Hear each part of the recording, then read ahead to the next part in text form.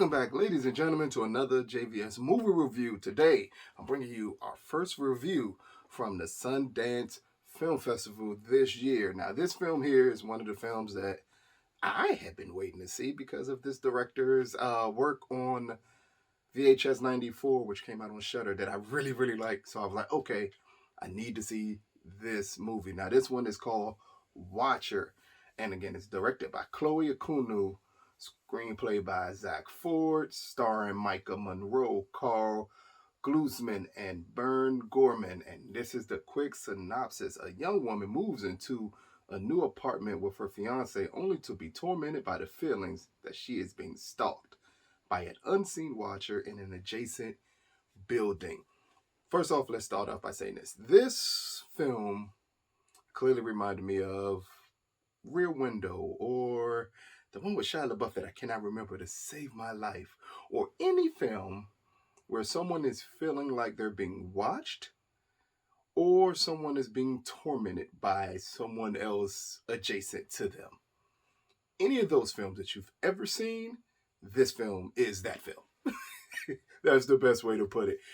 It sets itself up by Maika Monroe's character and her fiance moving to his homeland, her not knowing any English, but her hearing a story of a serial killer in this city that's been run amok before they moved in, and he was known for cutting women's heads off and very grotesque things. So the whole film is her looking out her window, seeing someone who she believes could be this killer, with no information given to her. There's a possibility that this is the killer, with nothing set up to actually make you believe it at the beginning that this could be the killer. As the story progresses, we just see masterful direction and masterful lighting and masterful sound mixing. Everything humanly possible. They set it up where you are engrossed in the world of this character as she's attempting to not live in horror, not live in fear. She feels tormented the entire film. I just wondering if people are going to believe her, wondering if she's going crazy. The whole time you're stuck wondering, is she losing her mind? Is this a legit concern that she should have? Or maybe she's just homesick and she needs something to latch on to, which is actually later brought up in the film by her husband.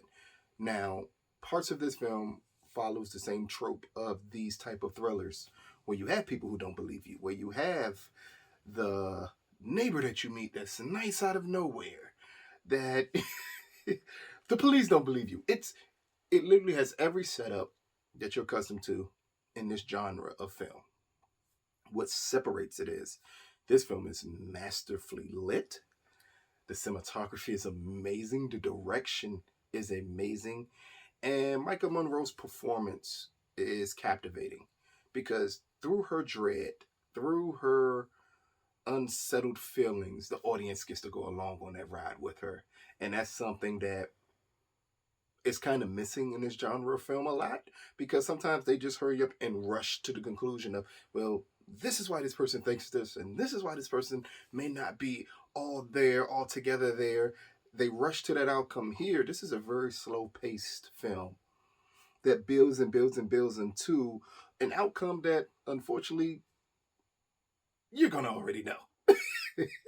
Unfortunately, because you know the genre of film, if you know the genre of film, I should say, this outcome is extremely predictable. The film, extremely predictable. But again, it's separated because it never treats the audience like you're stupid.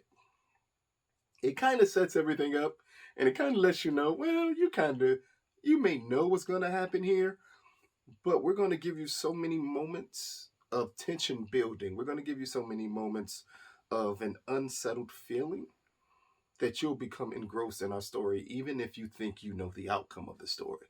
And that's the best parts of The Watcher. Even though I knew almost from the beginning, I understood what was going to happen. I understood what the ending conclusion of the film would be, but I was still engrossed by it. Maika Monroe's performance is so good in this movie. She is terrified in this movie, and it comes across that way. And you just love to see her on screen. And then Gorman, who I'm hoping I'm saying his name right, is great. Is absolutely great in this movie in a very limited role. He is great in this movie. But again, this is a film set up for Maika's performance, and she nails it in every way, shape, form, or fashion. She nails this performance. So even though the film, you kind of already know where it's going, you can probably guess everything that's going to happen in it.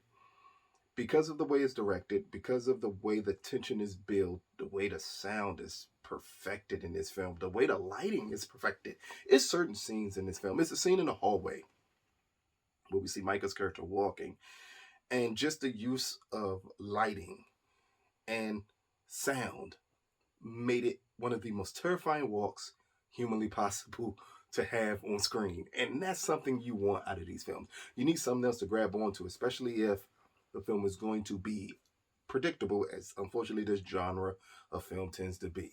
But The Watcher, brought to you by the Sundance Film Festival, out of a possible 10, I'm going to get a Watcher a 7 out of 10. This is a really good movie. Again, it's predictable, yes, but it's engrossing. It's something that can captivate you.